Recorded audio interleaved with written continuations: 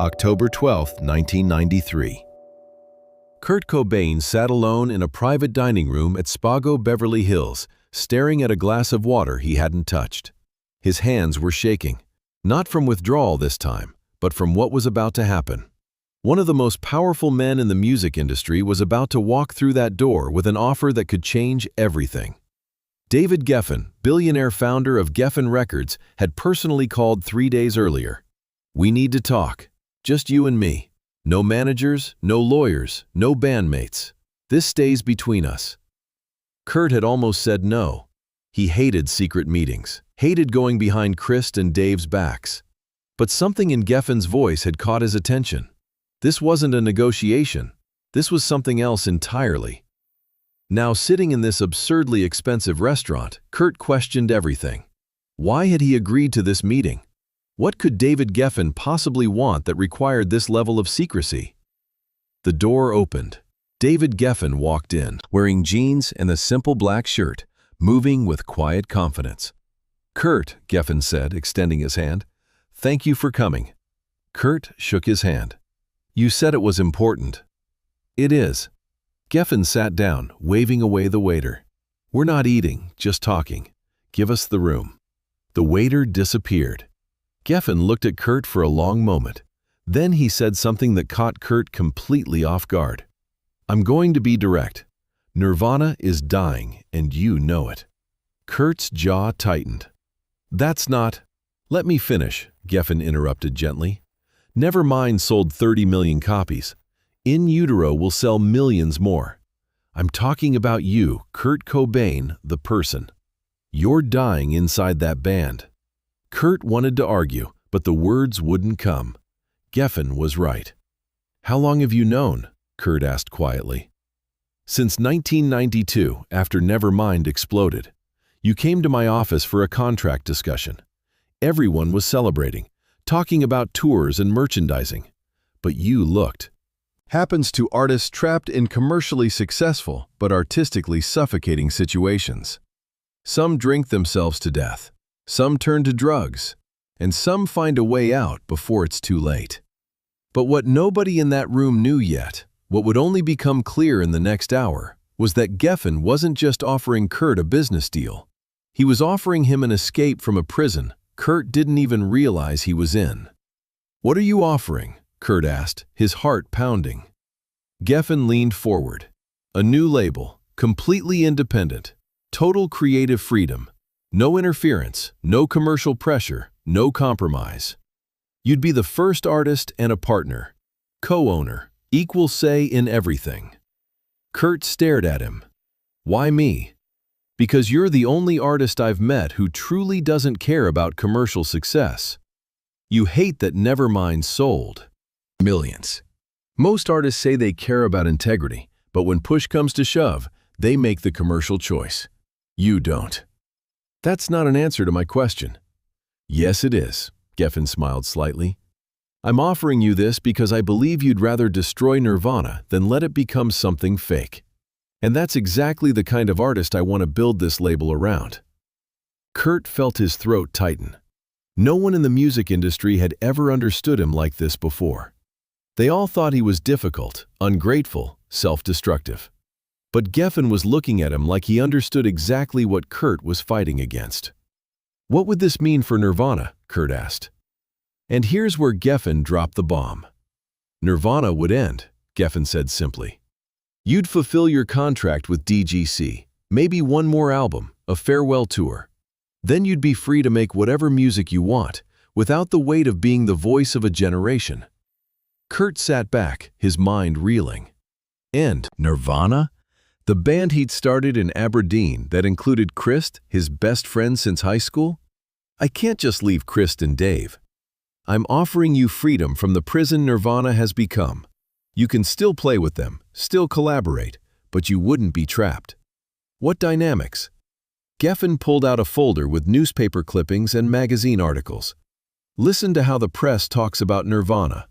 They don't talk about a band, they talk about Kurt Cobain and his backing musicians. Every review mentions you 15 times, barely mentions Chris or Dave. That pressure is killing you." Kurt looked at the clippings. Every headline was about him. Kurt Cobain's dark vision, Cobain's cry for help. You think ending Nirvana would solve that? It would give you control over your own narrative. Right now you're trapped. Make commercial music, your underground fans call you a sellout. Make experimental music, mainstream fans say you've lost it. You can't win. But start fresh. You define the terms. Kurt was quiet for a long time. What's in it for you? Geffen smiled. You want the honest answer? Always. Money. I think you're going to be one of the most important artists of your generation. I want to be the person who gave you freedom to reach your full potential. When you make your masterpiece, not Nevermind, your real masterpiece, I want it on my label. At least you're honest. I'm also strategic. The music industry is changing. Artists are going to want more freedom, more ownership. I want to be ahead of that curve. And I want you to help me build the template. Kurt looked at him. There's a condition, isn't there? Geffen nodded. Yes, and you're going to hate this. Tell me. Geffen paused, choosing his words carefully. I need you to commit to something that has nothing to do with music. Something personal. Kurt's eyes narrowed. What kind of personal?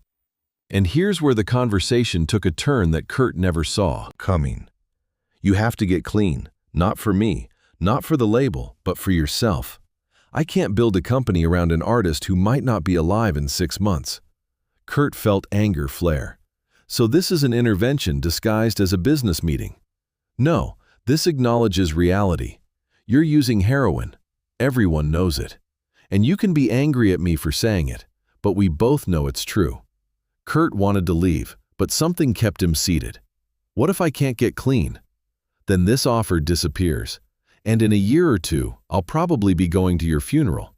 That would be a tragedy for your daughter, your wife, your friends, and everyone who believes in what you could still create.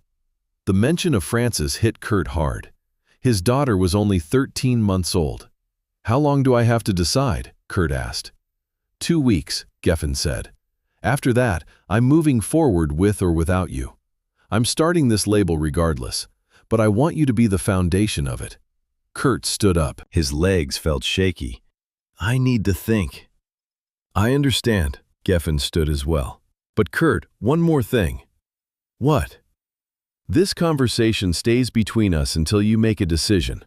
Don't tell Chris, don't tell Dave, don't tell your manager. Because the moment you tell them, it becomes about their fears and their needs instead of what's actually best for you. Make this decision for yourself, not for anyone else. Kurt nodded and walked toward the door. He was halfway out when Geffen called after him. Kurt. He turned back. I know you think commercial success ruined your life, Geffen said. But it didn't. What ruined your life was other people's expectations about what that success should mean. This is your chance to take it back. Kurt left Spago in a daze. He drove with no destination, ended up on Mulholland Drive, looking down at Los Angeles spread out below like a galaxy of broken dreams. His mind raced. End Nirvana? Leave the band that defined his entire adult life? Partner with a billionaire? But underneath all those questions was one truth. Geffen was right. Nirvana was dying. Not commercially. In Utero would sell millions, but creatively, emotionally, spiritually. The band that started as 3 friends in a basement had become a corporation with employees, contracts, and obligations. And Kurt Cobain, the kid from Aberdeen who just wanted to make authentic music, had somehow become a product, a commodity, a brand. He thought about calling Courtney. She'd have strong opinions, would tell him exactly what she thought. But Geffen's warning echoed. Make this decision for yourself, not for anyone else. He thought about Chris, his best friend since the beginning. But how could he explain wanting to leave? How could he make Chris understand without destroying their friendship? So Kurt sat alone and tried to imagine life if he took Geffen's offer. Freedom. Real freedom. Not fake success freedom, but freedom to fail on his own terms. Freedom to make music that sold 0 copies if that's what his vision required. Freedom to step away from being Kurt Cobain, voice of a generation, and just be Kurt, some guy who makes music. But it would cost him Nirvana. It would cost him the band identity he'd built his entire life around. Was it worth it? And then something happened that would make this decision even more complicated than Kurt could have imagined. The next 2 weeks were the most intense of Kurt's life. He went to the studio with Chris and Dave, rehearsed for upcoming shows, did interviews promoting In Utero, all while carrying this secret that felt like it was burning a hole in his chest. He started using more, not to escape, well, not just to escape, but because the weight of the decision was crushing him. Heroin was the only thing that quieted his mind enough to think. One night, about a week after meeting Geffen, Kurt was alone in his home studio in Seattle. Frances slept upstairs. Courtney was at a recording session. Just him, his guitar, and his thoughts. He started playing the opening chords to Something in the Way, one of his most personal songs about living under a bridge in Aberdeen, about being so poor that even hope seemed like a luxury. And he realized that version of himself, the kid under the bridge, would have taken this offer in a heartbeat. That kid would have killed for the artistic freedom Geffen offered. But current Kurt, with a daughter, a wife, a mansion, millions of dollars, the weight of being a cultural icon, was paralyzed by fear. Fear of disappointing his bandmates, fear of being called a sellout, fear of failure, fear of success, fear of everything. On day 13, Kurt called Geffen. I need to ask you something. If I do this and fail, if I make music nobody likes, nobody buys, nobody understands, what happens? Geffen was quiet. Then you fail and make something else. Kurt, success isn't the goal. The goal is for you to make the music you were meant to make, without compromise. Some might be brilliant, some garbage, but it will all be authentically yours. And that's worth more than another multi-platinum album that makes you want to kill yourself. Kurt felt tears running down his face. I don't know if I can get clean. I know, that's the hardest part. But you have a daughter. Don't you want to be alive to see her grow up? Every day, Kurt whispered. Then start there. Not with music, not with the label, not with Nirvana. Start with Frances. Get clean for her. Then we'll figure out the rest.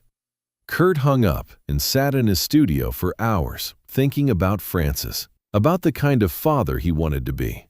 Not just financially successful or famous, but present, healthy, alive. A father who didn't disappear like his own had. On day 14, Kurt made his decision. He called David Geffen and said one word: yes. But what happened in the next 24 hours would prove that saying yes was the easy part. The hard part was what came next. 24 hours after accepting Geffen's offer, Kurt Cobain did something he'd never done in his career. He told Chris and Dave the truth. They met at a Seattle rehearsal space, just the three of them, no managers, no handlers. Kurt knew this could destroy their friendship, but he couldn't move forward with a lie. I need to tell you guys something, Kurt began, voice shaking.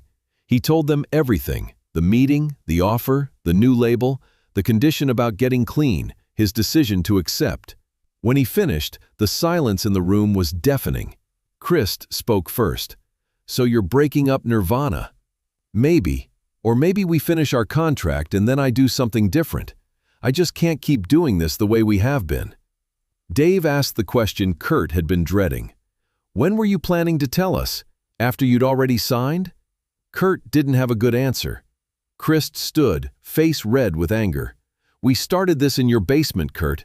When we had nothing, when nobody gave a shit about grunge. We built this together. I know, Kurt said, tears streaming. And I'm not saying Nirvana was a mistake. I'm saying I can't carry it anymore. I can't be the voice of a generation. I can't be the spokesperson for alternative rock. I just want to make music, and I can't do that drowning in everyone else's expectations. So run away, Chris said bitterly. That's what you do. You ran from Aberdeen. You ran from every relationship. Now you're running from Nirvana. When do you stop running, Kurt? Kurt wanted to defend himself, Wanted to explain this wasn't running away, but running towards something better. But maybe Chris was right. Maybe he was running. Dave Grohl finally spoke, calm but sad. I think you should do it. Both turned to look at him.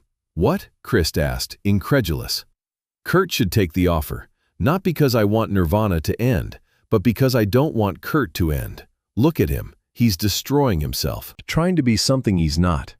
If this gives him a chance to actually survive, to actually be happy, it's worth it. You're okay with him just leaving? I'm okay with him being alive, Dave said simply.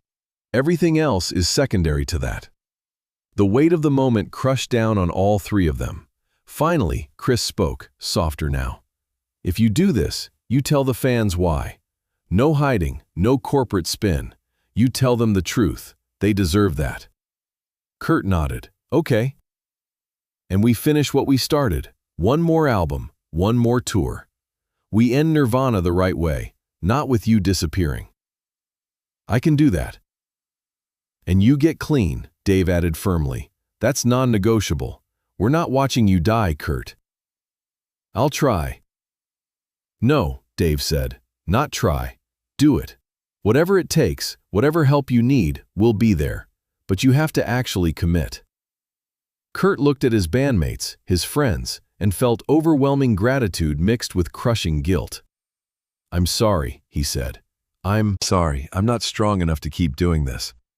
Don't apologize for being human, Chris said. Just don't lie to us again. They didn't play music that day.